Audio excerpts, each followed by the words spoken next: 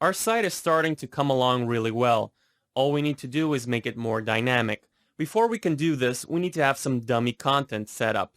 So let's add some dummy content. Navigate to the dashboard and let's add a new plugin. Search for the plugin called FakerPress.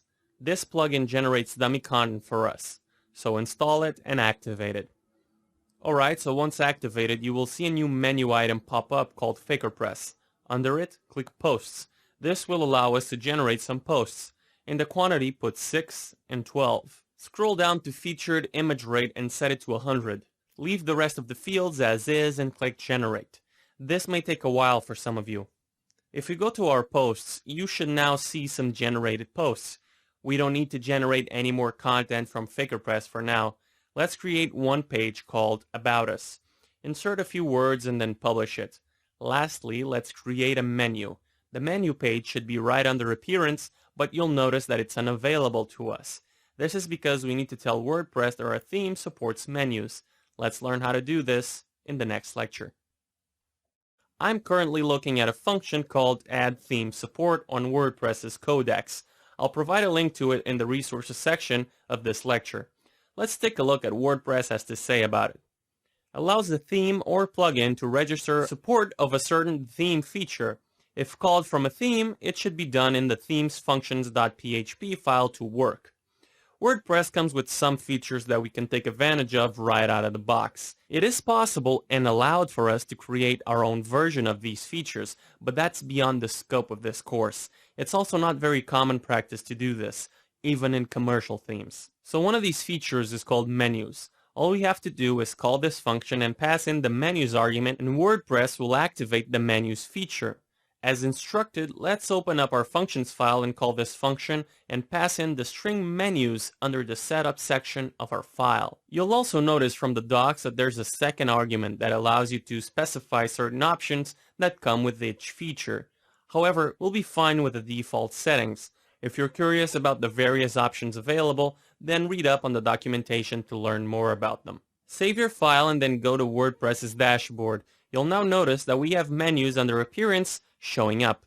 Before we can create a menu though, we have to let WordPress know where the menu will be placed in our theme. We're making great progress so far. Let's start displaying our menus now. Just like scripts and styles, we need to register our menu first before displaying it. Let's do that now. In the resources section of this lecture, I provide a link to the Register Nav menu function. Open that link and let's take a look at how to use it. As you can see, there's only two required parameters, which is the location and a short description. The location can be thought of as a special ID. If we scroll down further, you can see WordPress provides an example. In this example, WordPress uses an action hook called After Setup Theme.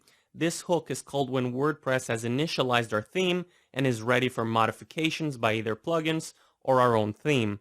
Let's go back to our functions file and use this action. So, right under our hooks section, let's call this hook, and the function we want to call is ju_setup_theme.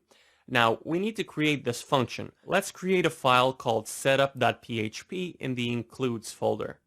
The reason we aren't creating this file in the front folder is because some of the functions we'll be using here will be applied to both the front end and the back end. Let's include this file. Then let's call create our function. Alright, now we can register a menu. Let's call the register nav menu function and pass in a location and a description. I'm going to call this menu primary and give it a simple description of primary menu. Before I continue, I'm going to wrap my description in a function that doesn't really have a proper name, but it's called by typing 2 underscores. This function is a special function created by WordPress. It allows for text to be translated into various languages.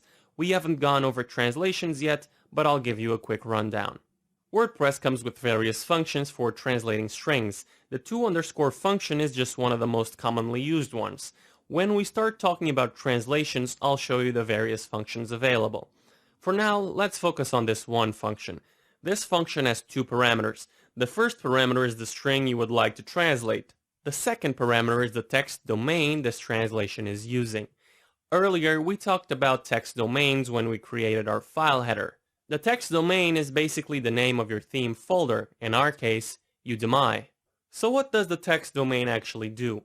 Well, first of all, your theme won't be the only file that has translations. Users might have various plugins activated with their own translations. You can think of a text domain as an ID. If we pass in our text domain, WordPress will know we want to use a translation from our theme and not some other plugin loaded. After all, primary menu is a phrase that can be used throughout our site. Anyway, we actually haven't created a translation file and we won't be doing it so right now. If WordPress doesn't find a translation, then WordPress just won't translate the string and just return the original string. You don't have to translate every string, but I highly recommend it so your plugin can be used by the widest audience possible. Alright, that's it for now. If you didn't understand, that's fine. I'll be going more in depth in a future lecture. Now that we've registered our menu, let's display it. In the resources section of this lecture, I've included a link to the function called WP Nav Menu. Let's take a look at it. As you can see, WordPress has thoroughly documented this function.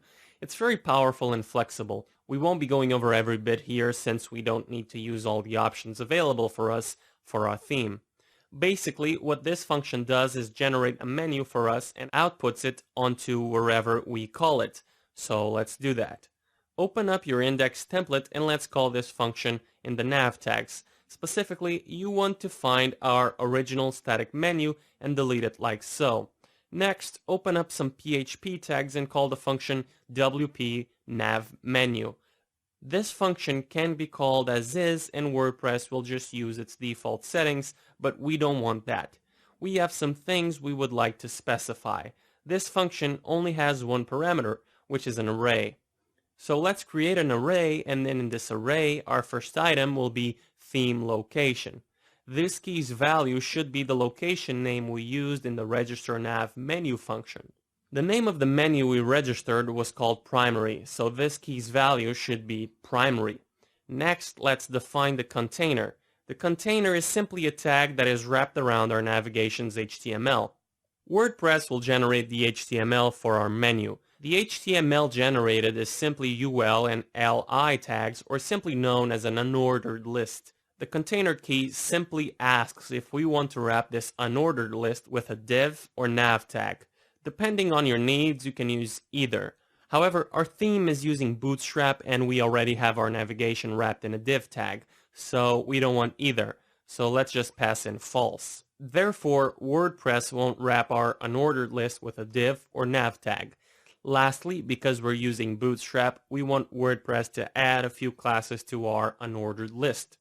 So we have to use the menu_class key.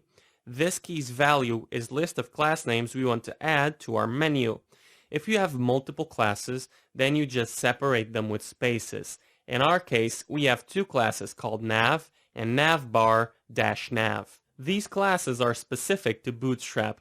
Your navigation menu may differ if you build your theme with a different CSS framework, so don't think this parameter is actually required.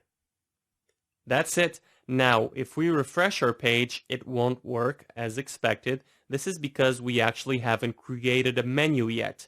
Let's do that now. In our WordPress dashboard, go to Appearance, Menus, and then Create a Menu.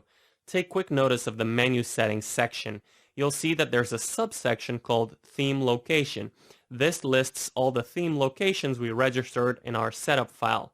Let's assign this menu to the primary menu. I'm only going to have the About page assigned to this menu.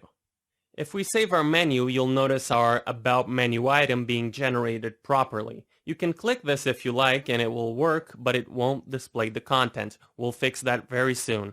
Before I end this lecture, I want you to take note of one thing.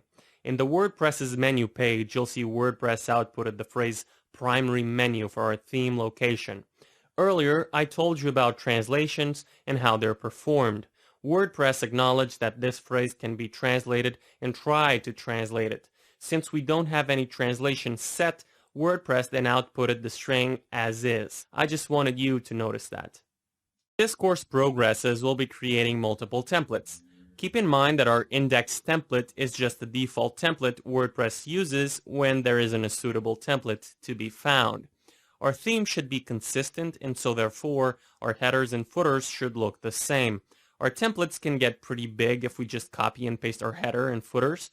It'd also be a pain to have to edit each template every time we made a change to our header or our footer. Luckily, WordPress provides a solution by offering two functions for including our headers and footers. Let's create the required files first. First, we have to create a file called header.php in our themes folder. It's very important that you give our file this name, as this is the name WordPress will search for when trying to include your header.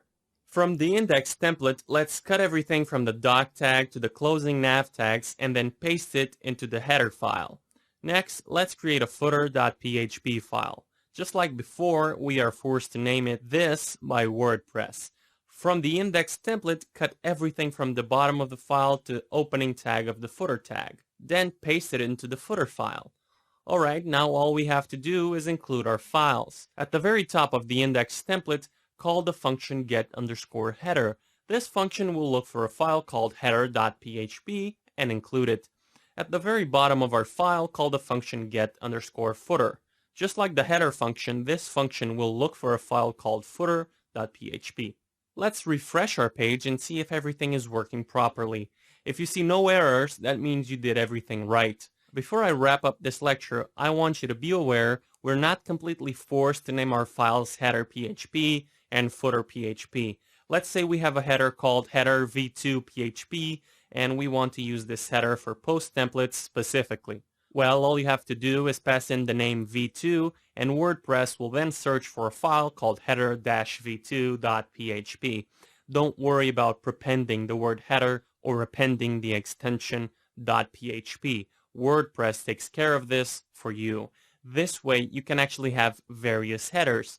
These same rules apply to the getFooter function. For this course, we'll only have one header and footer, so we don't need to pass in anything to these functions.